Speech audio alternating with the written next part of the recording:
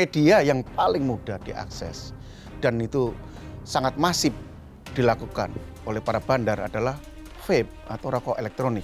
Orang yang menggunakan vape dengan narkoba atau tanpa narkoba itu tidak bisa dideteksi. Itu yang dimanfaatkan oleh para bandar. Jenis narkoba yang disalahgunakan di dalam media vape itu hampir semua varian. Artinya bahwa hampir semua varian narkoba sudah disusupkan di dalam cairan vape. Makanya salah satu yang membuat eskalasi peredaran vape itu demikian pesat. Karena sebelumnya nggak ada pengawas. Sebelum tahun 2025 itu nggak ada yang ngawasi. Bagi yang belum pernah mencoba vape, sebaiknya tidak. Karena vape yang tanpa narkoba itu sudah sangat berbahaya. Apalagi ini mudah disusupi dengan narkoba.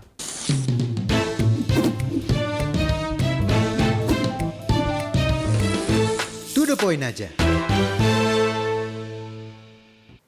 Halo Sobat Sindo, dulu narkoba berwujud nyata, kini bersembunyi dalam wujud cair dan asap semata.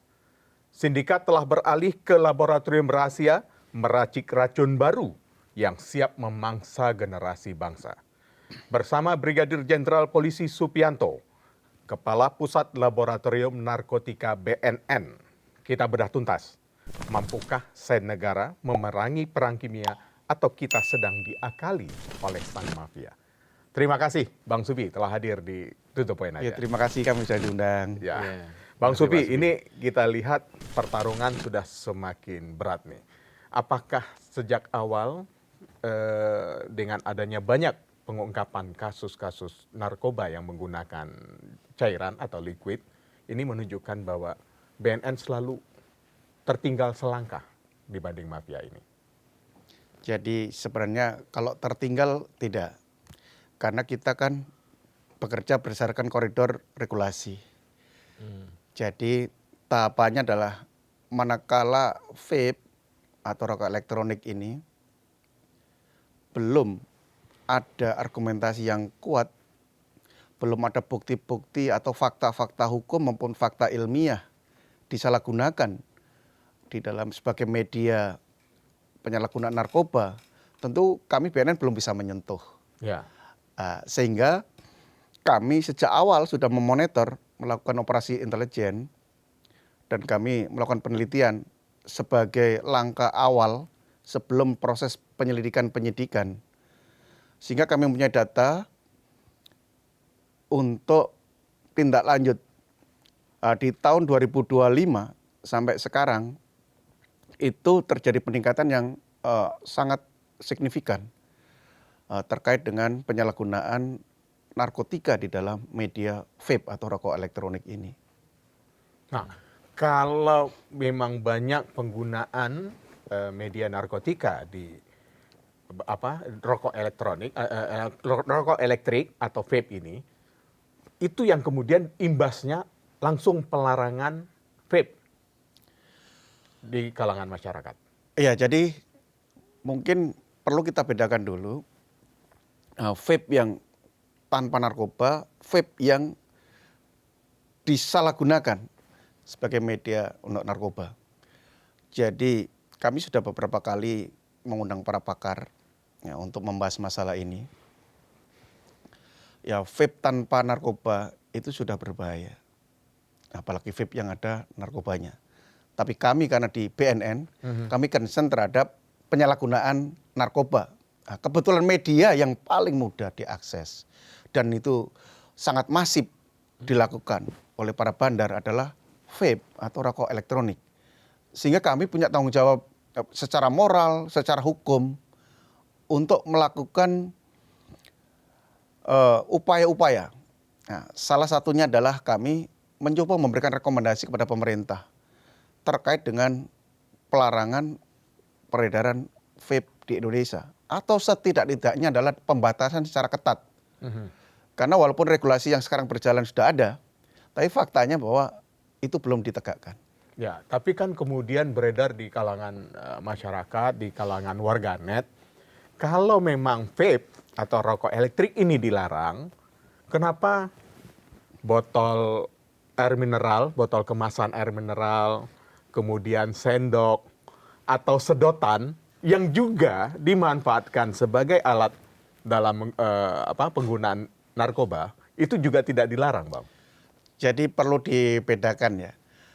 Jadi kenapa vape itu sebagai media yang sangat masif digunakan oleh para bandar. Kenapa tidak sendok, kenapa juga tidak air mineral?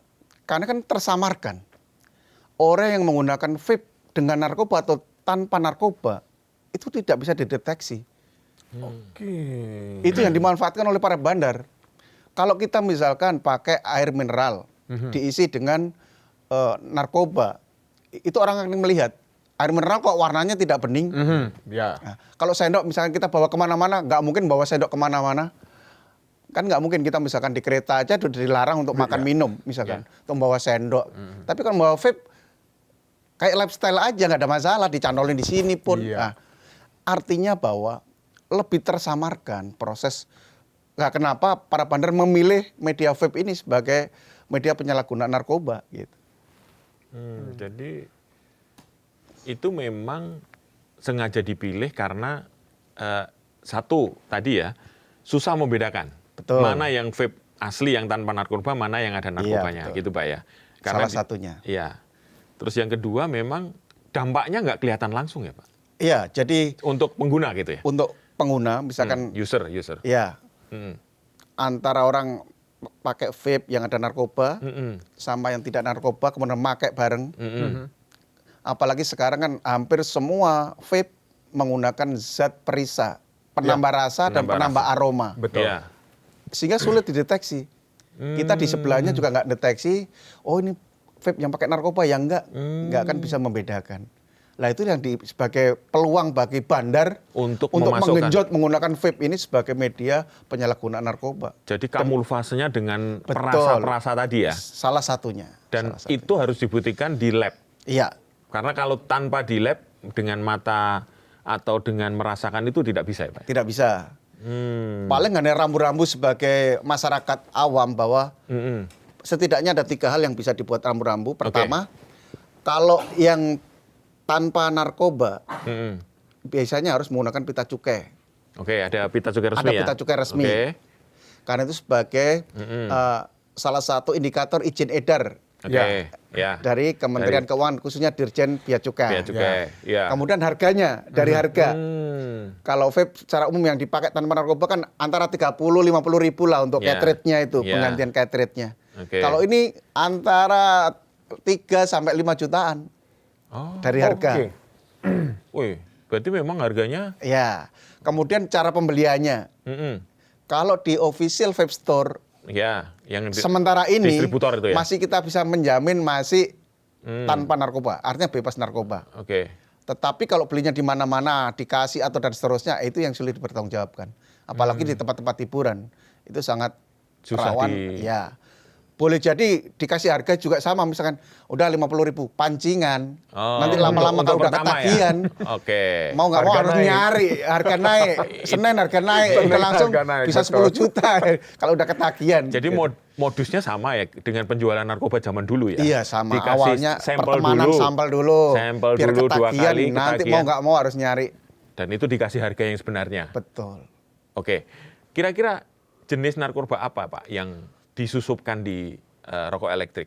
Ya, jadi jenis narkoba yang disalahgunakan di dalam media vape Ya. itu hampir semua varian.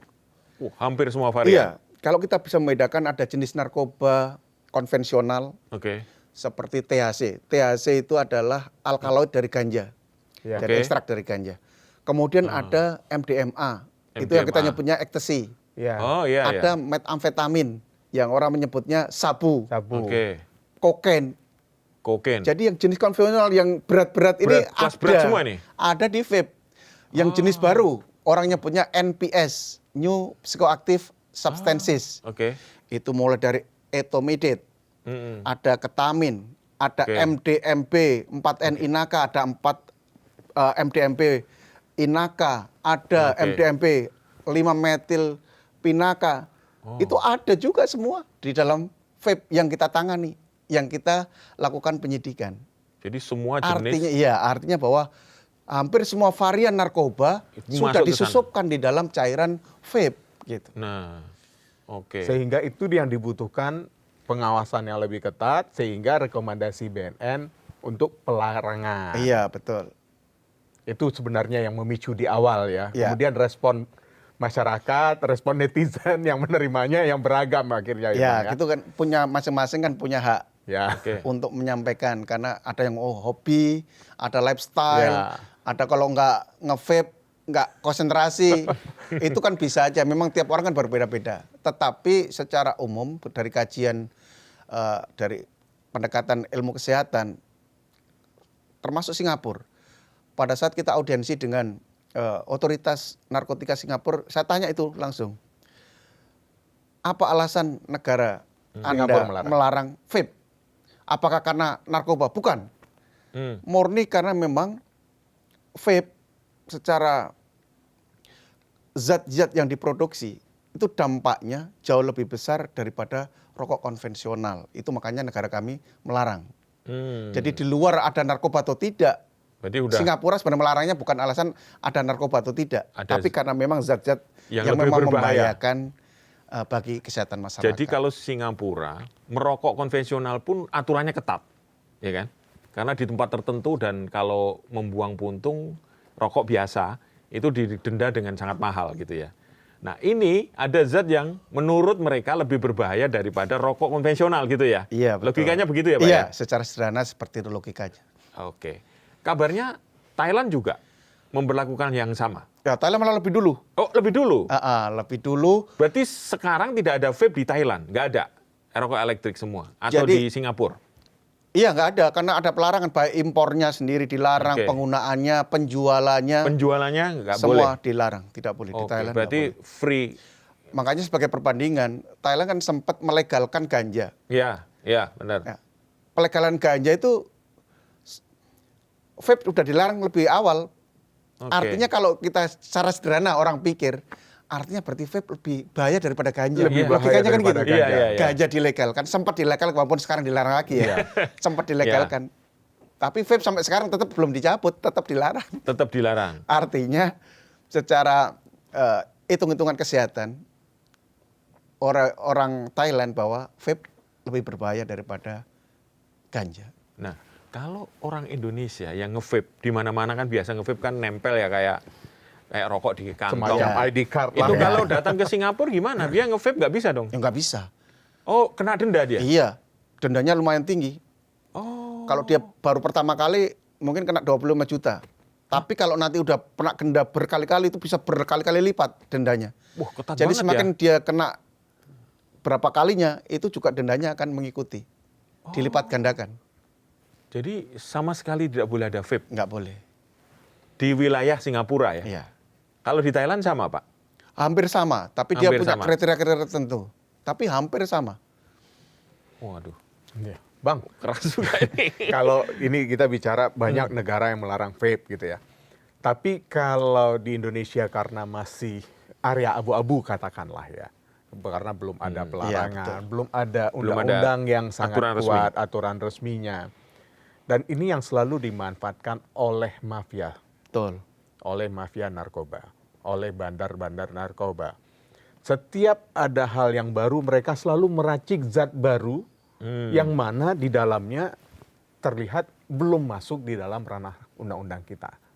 Bagaimana Abang melihat mekanisme ini? Apakah memang sengaja mereka mencari celah di antara undang-undang kita yang katakanlah lemah dalam tanda petik di dalam pemberantasan narkoba? Iya, jadi itu kejelian. Walaupun kita sebenarnya sudah bisa antisipasi, tapi untuk membuat suatu regulasi kan juga tidak mudah. Jadi tapanya lebih panjang lah. Para mafia inilah yang memanfaatkan situasi itu. Termasuk etomidate sebelumnya. Kan etomidate baru per November 2025 masuk narkoba, masuk narkotika golongan 2 di Indonesia. Ya. Dia sebenarnya tergolong NPS. Kita sudah mengajukan jauh sebelum November. BNN mengusulkan untuk segera diklasifikasikan sebagai narkotika. Tapi benar, kan untuk sekarang ini NPS yang paling booming yang digunakan di Indonesia adalah etomidate. Itu untung juga November 2025 sudah masuk. Kalau seandainya belum, nggak kita tekan-tekan dan belum masuk, sekarang nggak bisa terjerat, masih undang-undang kesehatan rendah hukumannya. Nah, sekarang kita hampir nangkap baik clandestine lab maupun penyelundupan itu 60% adalah etomidate. Dan jumlahnya tidak sedikit, termasuk yang ya di apartemen di wilayah Jakarta Selatan ada 5 liter etomidate dan ada 3.000 cartridge vape siap edar. Terus terakhir kita menemukan di apartemen di wilayah Jaksel cartridge sebanyak 222 hari Kamis yang lalu. Isinya diduga adalah etomidate. Kami masih diproses di dalam pemeriksaan di lab. Tapi kemudian besar adalah etomidate. Jadi sudah masuk golongan narkotika saja, etomidate masih bergerilya terus karena sudah terlanjur, kayaknya barang sudah terlanjur ada di Indonesia. Ini tinggal memasarkan, sehingga nyari celah-celah. Mafia ini kan selalu tidak akan kalah, Bang. Ya, begitu betul. sudah ditemukan. Nah, bagaimana antisipasi dari BNN, terutama dari Puslap Narkotika BNN, dari turunan-turunan ini? Kita kalau bicara bahan kimia gitu ya, secara bicara eksakta, kalau pelajaran saya dulu masa SMA kan, dari zat ini bisa, oh ternyata ada turunannya, bisa betul. ada 3-4 turunan. Nah, apakah itu selalu dilakukan sehingga kita bisa punya regulasi lebih maju ketimbang pergerakan mafia ini? Iya, sebenarnya kan termasuk NPS ini, itu UNODC sudah merilis untuk per tanggal 3 hari yang lalu, itu sudah ada 1.444 jenis NPS atau bahasa kasarnya jenis narkotika baru. Di Indonesia sudah ada 175 yang diatur. Jadi sudah diatur, tapi yang teridentifikasi itu baru 100. Nah, ada beberapa yang belum diatur tapi sudah teridentifikasi. Ada 5 zat, termasuk salah satunya ketamin. Itu sebenarnya NPS. Sudah kita dorong untuk masuk di golongan narkotika. Nah, tapi ini belum ditetapkan. Ya. Kita ada 5 zat, termasuk yang terakhir kita menemukan di vape, namanya isopropoxat. Itu baru di bulan Januari kita temukan di lab BNN. Ini juga sedang kita usulkan untuk masuk di kategori narkotika karena sebenarnya sudah golongan NPS gitu. Ada berapa banyak sih, Bang? Dari jenis NPS yang baru termasuk yang beredar ini tapi ternyata dalam regulasi kita belum tercatat, belum ada. Ada 5, kita punya 5. Jadi ada 1 ketamin, kemudian kratom, kemudian ada MDMB 5-metil pinaka. Kemudian tadi saya sebut ada isopropoxat, satu lagi saya lupa. Nanti tapi ada 5 yang sedang kita usulkan untuk dimasukkan di berarti ini. 5 jenis baru itu yang belum masuk di dalam kategori narkoba. Jadi penjaratannya masih undang-undang kesehatan. Dari usulan BNN sampai itu menjadi regulasi, prosesnya berapa lama? Jadi ada yang cepat, ada yang lama. Apa yang menjadi kendala? Jadi pertimbangan seperti ketamin ini. Ya. Ketamin kan sebenarnya salah satu zat anestesi. Ini belum bisa digantikan karena ada sebagian digunakan untuk bukan pada manusia, pada hewan. Ya. Sehingga kalau dia dimasukkan di dalam kategori narkotika, nanti ada kesulitan untuk pengadaan anestesi ini di hewan. Sehingga asosiasi dokter hewan masih keberatan. Jadi kita tetap mempertimbangkan kalau memang zat-zat ini memang sangat dibutuhkan dan belum ada penggantinya yang setara dengan harga juga yang setara, maka itu menjadi hambatan bagi kami di Komite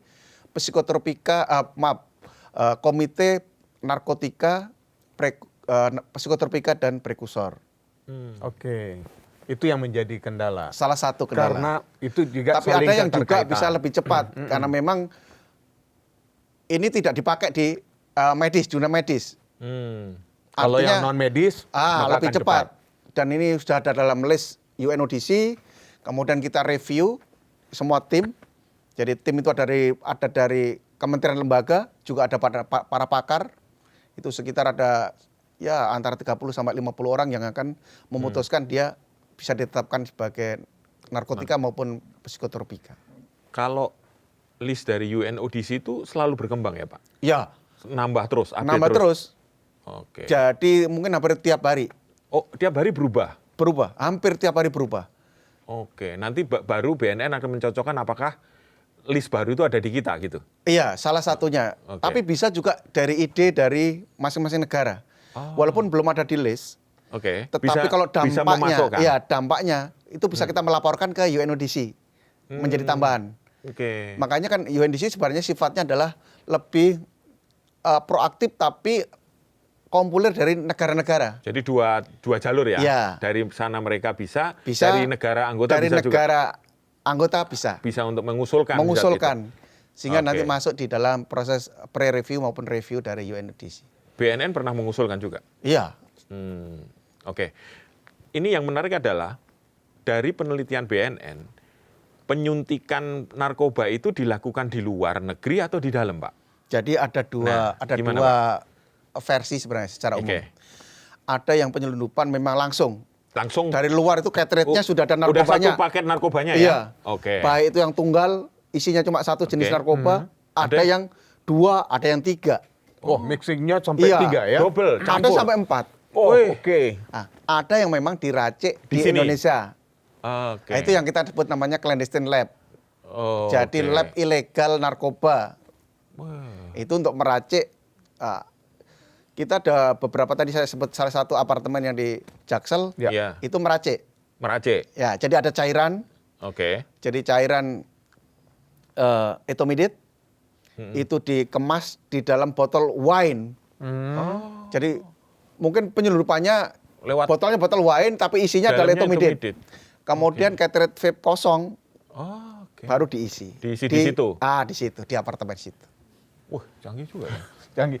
Nah, dari pengungkapan, dari penangkapan kasus salah satunya tadi Abang menyebutkan ada 2 malah apartemen di daerah Jakarta Selatan ya. Enggak, satunya di Satu Tangsel. ya.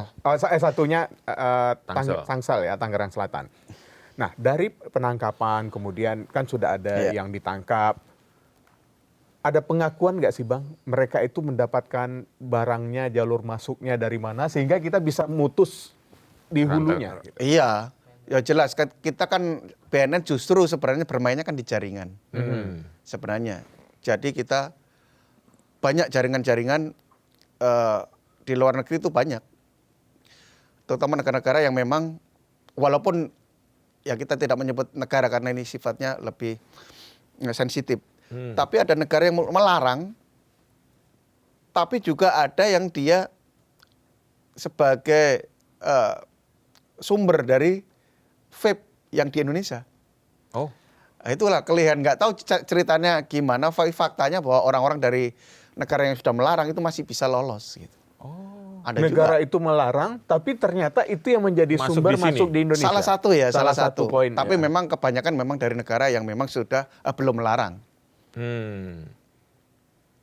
Oke, dari jaringan ini kemudian kita kan miliki kerjasama Ya, ya betul. dengan kepolisian negara-negara Iya, yang lain betul. gitu ya. Nah, apakah ini selalu ditingkatkan komunikasinya, Bang? Selalu. Jadi kita sebenarnya tidak hanya dari kepolisian atau dari otoritas narkotika masing-masing negara, termasuk bea cukai dari masing-masing custom dari masing-masing negara kita juga punya kerjasama. Sehingga informasi sekecil apapun pergerakannya itu bisa kita pantau. Ya. Kalau BNN sendiri mengusulkan kalau misalnya dilakukan pelarangan atau gimana ya caranya secara cepat membedakan ini vape yang meskipun tadi ada himbauan, ada zat yang memang dihimbau sama WHO itu berbahaya. Iya. Tapi selama itu belum ada larangan kan masih boleh ya.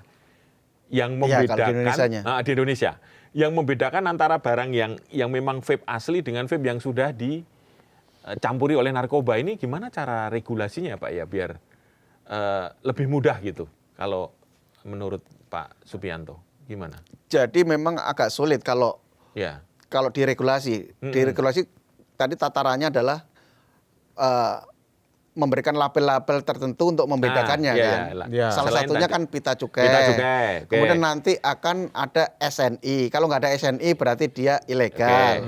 Oke. Nah, tapi kita juga harus mengantisipasi bahwa nanti vape yang ada cukai itu juga akan bisa dimasukin. Disisipkan Nah, gitu ya. isinya dibuang, diganti isi narkoba. Itu juga akan bisa kita, tetapi secara izin edar sebenarnya kan dia udah boleh. Iya. Jadi untuk produsen nggak ada masalah sebenarnya. Tetapi proses penyalahgunaannya ini yang menjadi target BNN. Kalau selama ini diskusi dengan, apakah sudah menyampaikan usulan itu terhadap kementerian lain, Pak? Jadi secara resmi kami belum. Oke. Kami merumuskan sebaik mungkin, tetapi komunikasi intent pasti kita lakukan. Seperti dalam waktu seminggu yang lalu kita mengadakan fokus group discussion, kita juga mengundang semua dari kementerian lembaga. Semua yang terkait ya? Semua terkait, mulai dari Kementerian Keuangan. Kementerian Kesehatan, Keuangan, Kementerian Perdagangan, Perindustrian, Badan Oke. POM, Oke. dan termasuk bea cukai, semua stakeholder terkait kita undang untuk kita bicara bersama. Oke. Nah, karena ini adalah bukan masalahnya BNN, tapi ini masalah negara. Betul. Masalah bagaimana kita menjamin bahwa anak muda generasi bangsa ini kita yakinkan terhindar dari narkoba. Apakah sudah ada gambaran respon mereka seperti apa, Pak? Respon secara umum positif. Positif. Secara umum positif. Tinggal bagaimana nanti mensinkronisasi antar kelembagaan ini sehingga sorotan utama pada sisi ekonomi sebenarnya. Nah, ini Sisi ekonomi. Kemarin dari teman-teman dari Bea Cukai adalah menyoroti sisi ekonomi bahwa kami sudah berkontribusi kepada negara sekian triliun. Betul. Kalau ini dilarang otomatis kan berhenti. Oke. Nah, tentu kan kita ada masa transisi. Iya. Semua peraturan pasti ada masa transisi. Oke. Ya kita alihkan ya sama di Thailand mungkin ya sebagai contoh narkoba dilegalkan, terus kemudian dilarang. Berarti ada masa transisi, ada masa kompensasi atau istilahnya yang lain yang tidak merugikan siapapun. Tapi kita lebih pada bagaimana menjamin bahwa kesehatan masyarakat itu adalah yang lebih utama. Kita mungkin dapat dari bea cukai, anggap aja sekian triliun. Iya.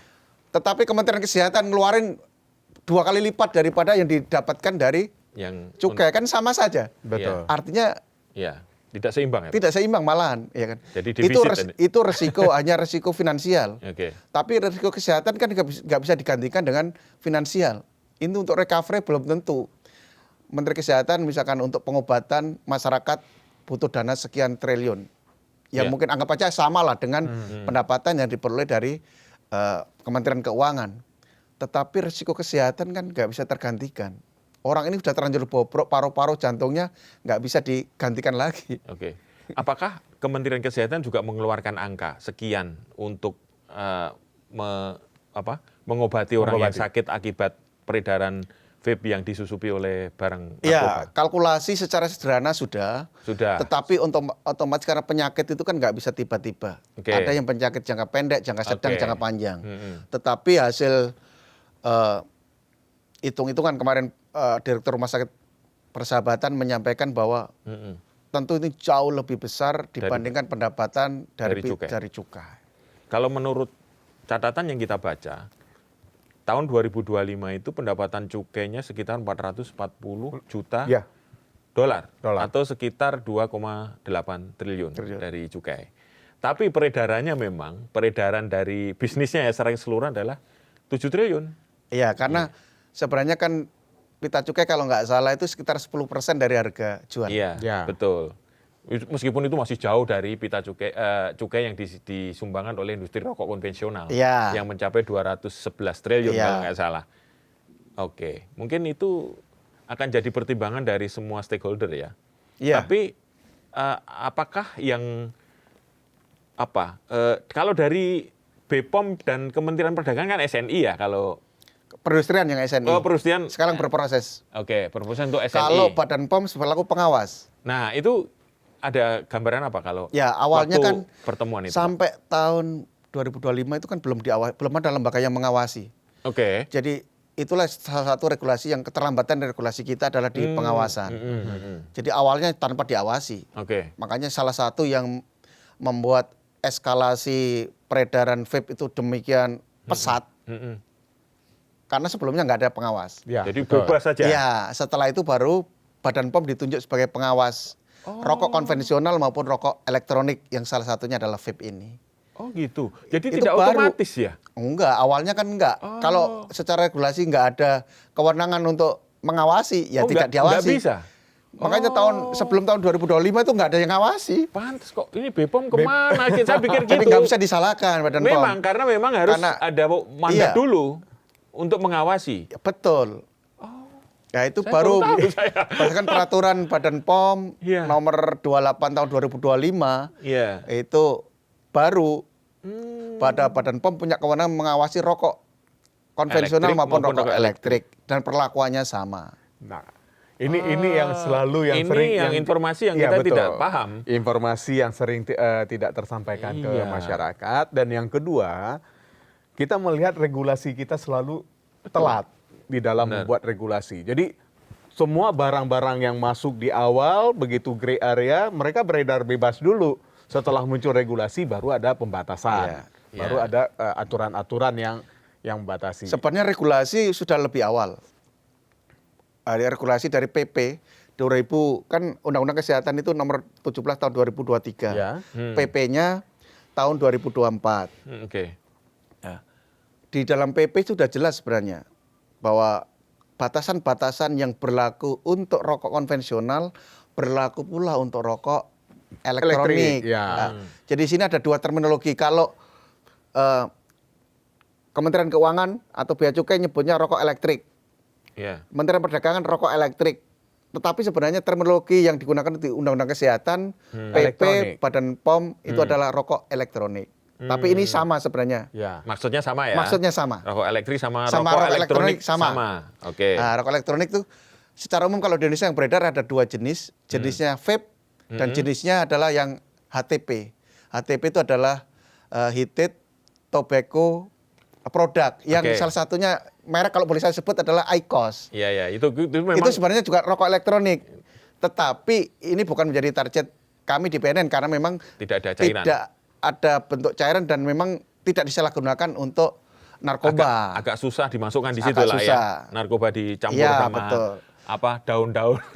Maka vape maka vape-nya inilah yang menjadi target utama kami karena faktanya itu yang disalahgunakan. Sementara yang HTP masih ada dalam pengawasan dulu ya. Artinya wajar dong kalau ada orang kan sudah kadung belum ada pembatasan peredaran karena mandatnya belum ada diawasi. Jadi orang sekarang yang menikmati jadinya agak keberatan. Wah kok kenapa dilarang gitu kan Pak ya? Logika publiknya kan logika publiknya di situ.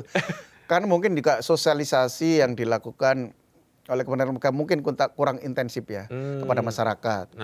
Termasuk yaitu tadi pemberlakuan untuk usia aja dari usia yang boleh beli adalah harus 21 tahun ke atas. 21 plus. Makanya sekarang sebenarnya kita minta komitmen dari produsen rokok elektronik khususnya vape. Bagaimana dia mekanismenya? Apakah udah ada SOP-nya? Cara penjualan sehingga tidak sampai pada anak-anak usia di bawah 21. Banyak sekali padahal. Faktanya kan terjual bebas di mana-mana. Betul. Harusnya kan masing-masing punya komitmen. Oh ya, ini ada aturan walaupun belum ada yang ngawasi waktu itu ya. Kalau sekarang kan memang udah ada yang ngawasi. Bahkan bundling Pak, jual tiket konser yang digemari anak muda dapat free. Bonusnya free. Pak. Itu gimana? Kita tuh sebagai orang tua ya. Ini kok gampang sekali ketika rokok konvensional iklan di media massa pun itu dibatasi waktu. Ini bebas Pak. Dan ini harusnya sama Pak. Perlakuannya sama persis. Jadi penayangan promosi di media mainstream maupun media apapun, itu ada batasan waktunya kapan itu ditayangkan. Itu sama dengan rokok, sama. Iya kan?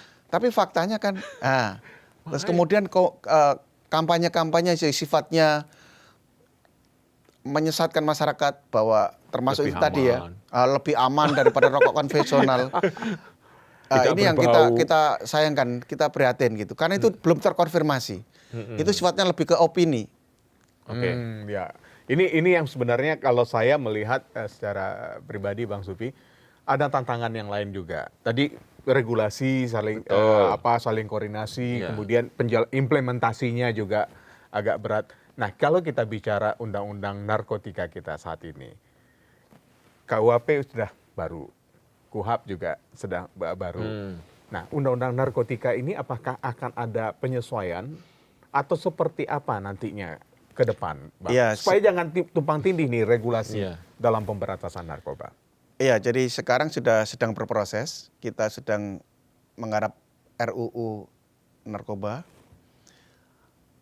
Memang kita harapkan bahwa semua hal yang belum terakomodir di undang-undang sebelumnya akan terakomodir di undang-undang yang baru ini. Dan kita mencoba hal yang tidak bertentangan satu sama lain antara regulasi yang ada di Indonesia. Baik itu, ya walaupun nanti undang-undang itu secara hierarki lebih tinggi, maka peraturan-peraturan di bawahnya harus menyesuaikan. Harus menyesuaikan. Tetapi kan perlu waktu. Nah, maka itulah yang perlu kita sinkronisasi antar kementerian lembaga. Sehingga apa yang kita inginkan bahwa undang-undang yang akan diberlakukan nanti kalau sudah jadi itu bisa menjangkau tapi tanpa harus bertabrakan dengan regulasi yang ada. Nah, kalau dalam forum discussion group FDG atau diskusi-diskusi lainnya, apa yang titik krusial yang perlu kita tingkatkan atau kita revisi dari undang-undang yang lama? Mungkin poin-poin apa gitu yang perlu sebenarnya diperkuat? Jadi sebenarnya penguatan itu baik proses di tingkat lidik sidik ya. Misalkan contoh seseorang itu kalau penyalahguna atau mungkin pecandu, Ya. nah, ini arahnya dibawa kemana? Ini harus dipertegas lagi. Jadi semua nomenklaturnya pengedar itu definisinya apa, pemakai seperti apa, ini lebih penguatan seperti ini. Kan agak sering terjadi tipis sekali pembedanya. Iya, makanya di sini harus ternyata yang ditangkap ini sebenarnya pengedar, tapi ngakunya dia adalah pemakai, supaya inilah yang mendapatkan kita hukuman atur nanti lebih ringan. lebih ketat lagi di rancangan undang-undang narkotika ini. Dan ini memang sangat alot, terutama untuk menentukan ambang batas narkotikanya. Jadi misalkan sekarang kan di undang-undang yang lama kan belum ada, tapi di surat edaran Mahkamah Agung ada. Sudah muncul, betul. Syaratnya misalkan kalau anggap aja ganja misalkan 3 gram, Minimal kalau 3 di gram. bawah itu berarti bisa direhab. Ya. Di atas itu enggak. Yes. Nah sekarang kita ramai nih hari ini termasuk menentukan ambang batas itu. Masing-masing Punya argumen. argumen, para pakar Kementerian Lembaga punya argumen. Ada argumennya gini, anggap aja ganja tetap ini kita patokannya ganja. Iya. Kenapa kok 3 gram patokannya? Ya. Menentukan alasan untuk membuat patokan 3 gram. Dari ahli farmakologi mengatakan bahwa ini dosis harian. Untuk orang bisa sembuh dari ketergantungan ganja, maka dia tiap hari minimal harus 3 gram dikasih ganja. Daun ganja, misalnya contoh sederhananya. Kemudian ada yang mempermasalahkan, lah kalau dia punya duit, kan orang nggak beli untuk 1 hari konsumsinya. Langsung Kan beli stok untuk bisa 5 sebulan. hari atau seminggu kalau dia punya duit. Artinya di atas itu, di atas 3 gram, kalau untuk seminggu berarti 21 gram, kan boleh kan itu. Nanti akhirnya perdebatan akan panjang. Kalau orangnya kaya beli untuk setahun gimana? Akhirnya kan sulit dibedakan. Ujung-ujungnya apa gunanya dibuat ambang batas kalau seperti itu. Iya kan? Nah ini masih debatable. Oke. Termasuk ada yang mengatakan ganja juga digunakan sebagai obat. Ya. Nah itu seperti apa ke depannya nanti kalau dalam idealnya? Kalau idealnya kita tetap sepakat dengan negara-negara yang memang sudah melarang. Kita fix kayaknya kalau untuk ganja fix. Walaupun wacana ada istilah abang-abang mungkin pernah dengar ada ganja medis. Iya. Ya. Kan sempat menjadi perdebatan untuk nah pengobatan. itulah yang kadang-kadang juga cerebral palsy. ada salah kaprah. Ganja medis dianggap bahwa kalau nanti ada penetapan ganja itu boleh sebagai ganja medis, berarti nanam make langsung dari daun dimanapun boleh. Enggak gitu sebenarnya. Ganja sekarang kan masuk golongan 1. Artinya ganja tidak boleh digunakan untuk pengobatan. Nah, beda dengan morfin. Morfin itu golongan 2. Nah, morfin Jadi umum ya, iya, digunakan untuk di bidang medis. untuk Nah, sebenarnya operasi. Sebenarnya gitu. Iya. Jadi kita memang akan melakukan riset juga karena itu amanat dari MK melakukan riset terkait dengan ganja, ada nggak bisa digunakan manfaatnya itu untuk kepentingan medis. Ya, oke. Tetapi sampai saat ini yang bisa digunakan untuk kepentingan medis itu adalah bukan THC, bukan tetrahidrokannabinol, tapi ada namanya CBD. Itu kanabinoid ya. Jadi itu yang sementara ganja-ganja di Indonesia itu THC-nya tinggi. Kalau THC tinggi pasti CBD-nya sangat rendah, nggak memungkinkan. Oh, oke. Jadi memang ada varian yang berbeda juga Iya, dari ada varian tanaman berbeda. ganja itu ya. Nah, kalau di Amerika Bang Lutfi ya? memang ada beberapa yang dikembangkan yang memang dia THC-nya rendah tapi CBD-nya tinggi. Tapi kalau misalkan ganja yang ada di Indonesia diekstrak diambil CBD-nya, CBD-nya itu nggak imbang, Tetap yang tinggi. jauh lebih mahal gitu jatuhnya. Oke. Jadi untuk produksi sama efek yang digunakan untuk substitusi di bidang medis itu jauh lebih mahal. Jadi kalau misalkan dibandingkan dengan morfin, lebih murah morfin ibaratnya gitu. Itu artinya kenapa perlu kita sinkronisasi sebenarnya ya. Jadi untuk kesehatan lebih cocok di morfin ya. Iya, jadi artinya peluang itu selalu ada, tapi Iya. saya rasa peluangnya Cost-nya sangat kecil karena lebih cost-nya besar. jauh lebih besar. Oke, kembali ke soal rokok elektrik. Oke. Di tengah tadi kita lagi menunggu bagaimana pembatasan itu dilakukan atas usulan dari BNN. Ya. Narasi itu kan sudah kadung masuk ya Pak ya. Narasi bahwa ini rokok lebih aman, lebih enak, nyaman, gaya hidup. Dan itu ternyata dimakan sama anak-anak muda kan? Iya. Ini gimana Pak upaya dari BNN? Kan mungkin ada divisi pencegahan juga ya. Ya. Ini kan mungkin mereka punya konsultan komunikasi yang Komunikasi bagus nih. yang Ya. Produsen ini sehingga langsung masuk gitu dan masuk ke bidang-bidang Ya, yang karena gimana, beberapa Pak? kan kita sudah koordinasi dengan Kementerian Komunikasi dan Digital. Jadi untuk men-take down kampanye-kampanye yang memang tidak relevan, yang sifatnya lebih ke promotif tapi Menyesatkan. faktanya menyesatkan. Itu hampir semua sudah mulai di take down. Oke. Jadi di samping kita juga gencar melakukan propaganda, kita melakukan termasuk ini salah satu media untuk memberikan edukasi kepada masyarakat melalui podcast-podcast. Kami juga melalui pemberitaan-pemberitaan. Ya. Kemudian kami juga secara itu juga Pak Kepala BNN secara masif masuk ke beberapa kementerian lembaga, ke tokoh masyarakat, ngundang membuat event-event tertentu Ya. yang bisa mengedukasi. Salah satunya adalah dalam rangka itu. Untuk itu ya. Membatasi narasi Iya, yang menyatakan membatasi bahwa narasi ini bahwa sesuatu yang katanya Ya, pengganti sesat rokok lah. ya, menyesatkan. Tapi Menyesatkan. apakah ada pikiran begini Pak? Atau kalau di rokok konvensional kan dikasih foto tuh yang ngeri-ngeri, tuh, Iya. yang bolong ininya, Iya. terus paru-parunya sampai hitam gitu. Ada nggak kayak Jadi seperti di regulasi juga harus ada. Oh harus ada dulu. Sebenarnya di regulasi itu, Ya, walaupun kalau tidak dalam, secara dalam eksplisit, regulasinya kan sebenarnya ada kan. tidak secara warning itu. eksplisit lebih Oke. detail ya, tapi harus ada peringatan. Nah. Ya, betul. Masalah peringatan itu bentuknya narasi atau bentuknya suatu Visual. gambar visualisasi, itu pemilihan. Tapi Oke. harus peringatan. Tapi sekarang kan belum.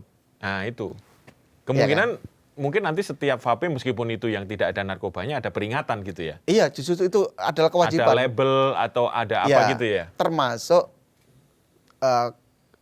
komposisi dari zat di dalam cairan itu.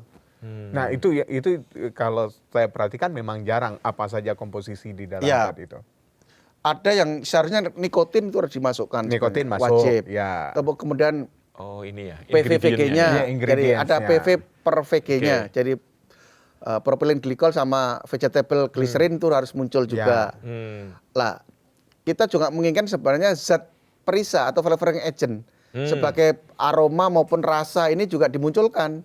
Berapa persen kandungannya dan apa yang Seandainya digunakan? belum mampu berapa persen, setidaknya muncul.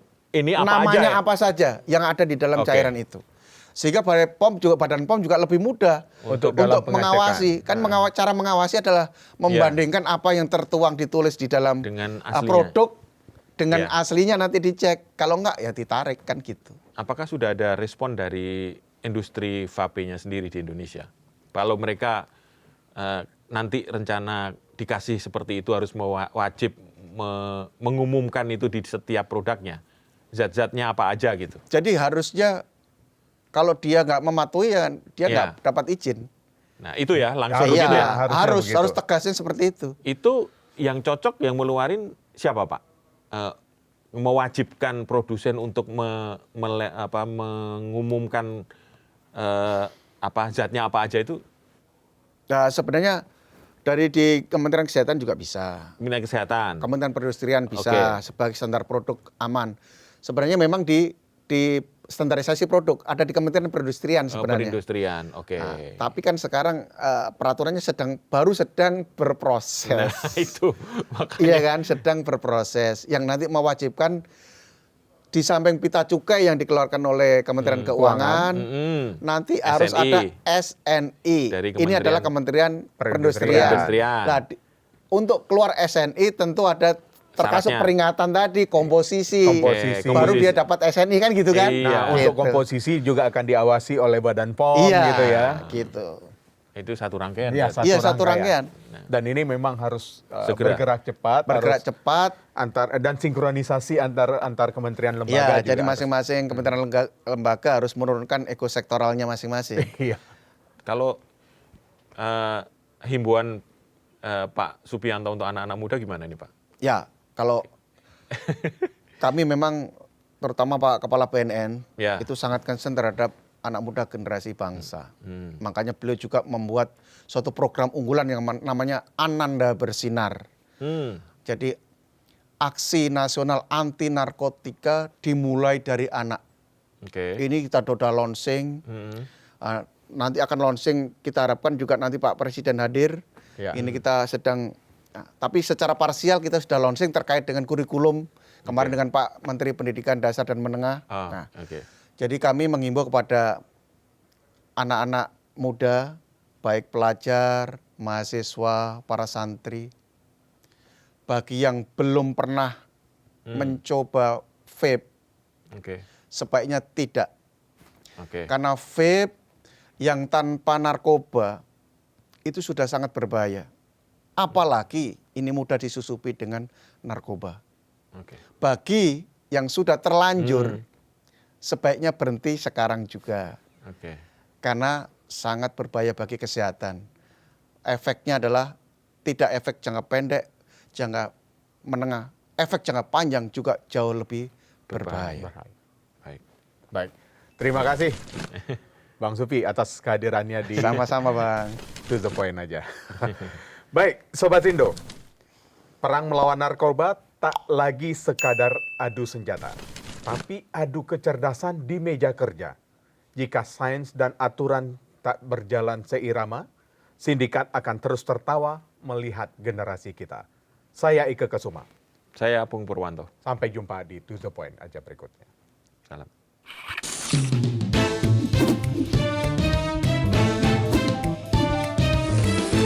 To the point aja.